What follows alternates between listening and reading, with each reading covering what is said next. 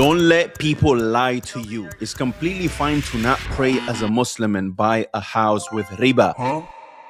What? You thought that was me, right? That wasn't me. That was fully generated by AI. And this is the point of this video. This is why it's dangerous. Without even getting into the ruling of if it's permissible or not, we have entered a time where your eyes can lie to you, your ears can lie to you, your phone can lie to you, and you won't even realize it. AI can copy a face, AI can clone a voice, it can generate a fatwa, it can create scholars. AI can answer your Islamic questions confidently, beautifully, and completely wrong. أنا لست صالح بن فوزان الفوزان وهذه نبرة صوته وليس بحقيقي، فالذي يتكلم الآن هو الكمبيوتر، ونشرت هذا عبر الذكاء الاصطناعي، فيرجو الانتباه لمثل هذه الأمور وأخذ العلم من مصادره الأصلية والمواقع الرسمية حفظكم الله. And most Muslims don't see the danger yet. This is why I teach the Arabic language. This is why I built the system I built, which if you want to know more about it, there's a whole 1 hour video where I speak about it. I'm going to leave it on the first link in the description. You go ahead, and if you are serious about protecting yourself with the biggest shield that you can have, which is having access to the Quran and the Sunnah, go ahead and watch it. It's a full 1 hour where I go more in depth. But here the topic is different. We are living in a time where it is becoming harder and harder to know what is real, what is true, what is actually from the religion, and what is generated by a machine. But this is not a new story. The Prophet Muhammad SAW already warned us about this exact type of confusion. You see, the Prophet Muhammad SAW, he said, تفترق أمتي على 73 ملة كلهم في النار إلا ملة أو ملة واحدة قالوا ما هي؟ قالوا ما أنا عليه اليوم وأصحابي أو كما قال صلى الله عليه وسلم. He said what can be translated or interpreted as my ummah of the Muslims will be divided in 73 sects. All of them are going to be in the hellfire except for one.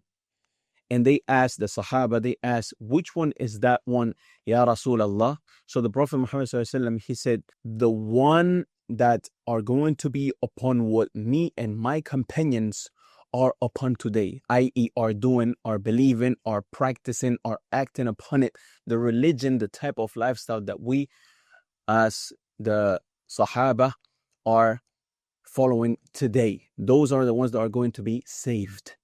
And this is terrifying because it means you can pray, you can fast, you can wear hijab, you can have a beard, you can call yourself a practicing Muslim. And still, if you understand the religion, if you follow an idea that sounds Islamic but is wrong, you can become part of those 72 sects that are going to be in the fire. And this confusion didn't start with AI. This confusion started more than 1,000 years ago. And our scholars told us why. You see, Al-Imam Al-Shafi'i, he explains to us in this quote the reason why Muslims started different. He said something that perfectly describes what is happening today with AI. He said, ما جهل الناس ولا اختلفوا إلا لتركهم لسان العرب وميلهم إلى لسان أرسطاطاليس. People only became ignorant and divided when they abandoned the Arabic language and inclined toward the language of Aristotle. Aristotle was from those philosophers from the Greeks, the philosophers that sound very wise and sound very, very driven by self-development and sound very driven by their intellect. They sound very eloquent, but yet they might be saying a whole lot of nothing, but people would believe them because they sounded wise. It sounded like this gotta be true. It's so beautiful of a speech for it to not be true. Likewise, Imam Shafi'i, he said, وَعَلَى كُلِّ مُسْلِمْ أَنْ يَتَعَلَّمَ مِنْ لِسَانِ الْعَرَبِ مَا بَلَغَ جَهْدُهُ. That upon every Muslim is to learn of the Arabic tongue, of the Arabic language, as much as he can manage, as much as his jahd, as much as his efforts can reach. He mentioned this in his book, Al-Risala. And what it means is that when Muslims left the Arabic language, they lost clarity. When they relied on translations, they got confused. When they followed impressive speakers, they fell into sects. Sounds familiar? Today, instead of Aristotle's, we have AI. We have ChatGPT. We have Islamic influences who don't know Arabic. We have deep fake scholars giving fake rulings. We have Islamic philosophy, accounts on social media that sound very wise, but say nothing rooted in Quran or Sunnah, or nothing rooted on an evidence from these two sources that Muslims should live by. Exactly like the groups Al-Imam al-Shafi'i warned us about. And if you cannot read the original text yourself, then you are in danger of following something that sounds Islamic, but it's not Islamic. You see, Imam al-Shatibi explained the connection between Arabic and understanding the religion itself in his book Al-Muwafaqat, which is a book about usul al-fiqh.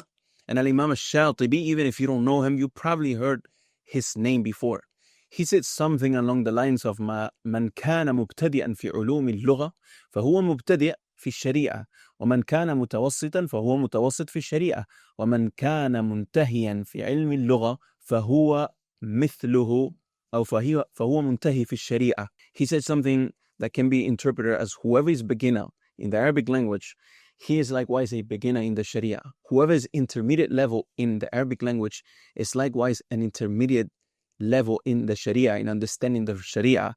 Whoever has reached an advanced level in Arabic reaches an advanced level in the Sharia. In simple words, your Arabic level is going to be your level of Islam. If you cannot understand the Arabic of the Quran and the Sunnah, then your understanding of the religion will always depend on someone else.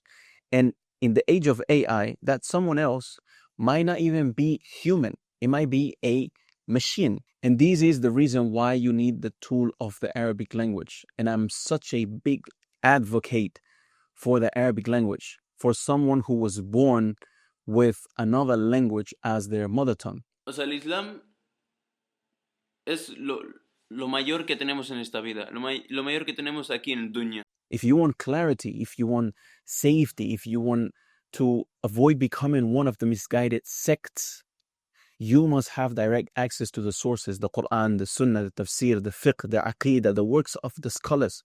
You should be able to call a scholar and have a conversation in the Arabic language with ease.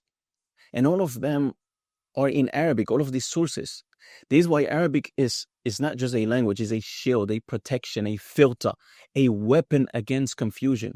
Without it, you depend on translations, headlines, influences, and now AI. AI is the new Aristotle, the one that Imam Shafi'i spoke about.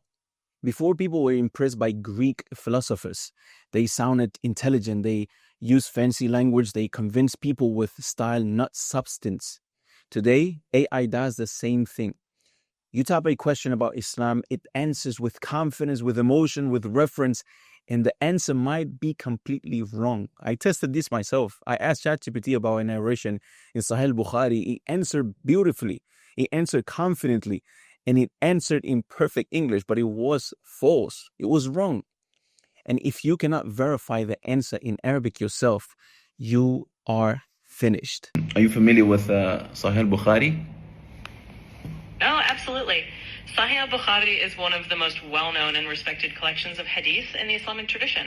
It's basically a compilation of sayings and actions of the Prophet Muhammad, peace be upon him, that was put together by Imam al-Bukhari. So yeah, I'm definitely familiar with it. Cool, I like that. What is the third hadith of it?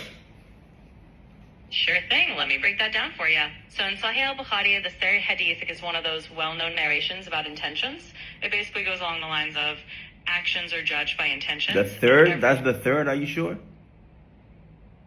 You got me there. So actually that famous hadith about intentions is the first one in Sahih al-Bukhari, not the third. My bad. The third hadith... Yeah. You will be misled the same way the past nations got misled by philosophers and storytellers, and you will be in full, complete confusion.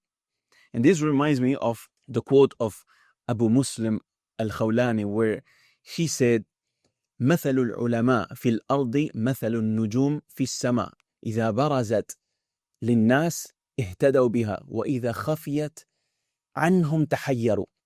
He said, in what can be interpreted, that the example of scholars on earth is like the stars in the skies. When they appear, when the scholars appear, people are guided by them. When they disappear, people become confused.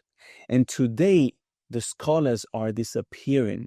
Some have passed away, some are censored, some are hidden, some are drowned out by influences, and some are just being replaced by AI generated imitations of scholarship. The further you are from the Arabic language, the further you are from scholars. And the further you are from the scholars, the more confused you will become. So the question is, okay, what is the solution? The solution is learn the Arabic language. This is the first tool that you need to access the Quran and the Sunnah.